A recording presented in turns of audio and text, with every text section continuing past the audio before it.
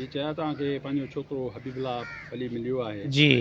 तव्हां कीअं पिया महसूसु कयो? असीं महसूस ईअं पिया कयो त बच्चो असांजो सही पई इहो ई आहे, पर असांजे बच्चे खे कुझु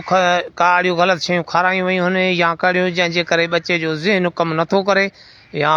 कुझु प्रेशर में आहे बच्चो अहिड़ी माना आहे तकलीफ़ जेको असांखे हेतिरो मूं सां वधि में वधि हुनजो ॾाॾे सां पंहिंजे सां प्यारु हुयो जेको अॼु उहो मूंखे बि पंहिंजो नथो करे सघे त असांखे इहो ई वधि में वधि इहो ई शक आहे त असांजे बच्चे खे कुझु खारायो वियो आहे या को ग़लति न ॻाल्हाए नथो न असां सां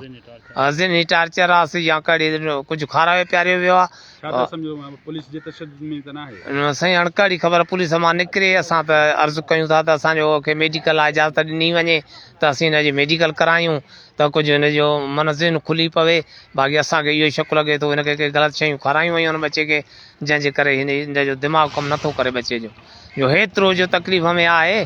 भला नशो हुजे या कीअं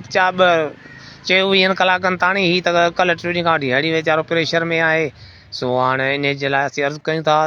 जज साहिब खे त असांखे इजाज़त ॾिए त असीं हिनजी मेडिकल करायूं हिनजो रिपोर्टूं करायूं हिनजो सॼो असीं कुझु कयूं बच्चे जो जंहिंमें बच्चे जी ज़िंदगी बची पए इन जे लाइ असां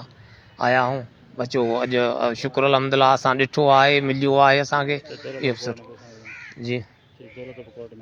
दौलतपुर कोर्ट में हींअर असांजे बच्चे खे आंदो अथनि जंहिंजे लाइ असीं अर्ज़ु कयूं था त असांखे बच्चे जे लाइ इजाज़त ॾिनी वञे त असां बच्चे जो इलाजु करायूं मेडिकल कराए सघूं।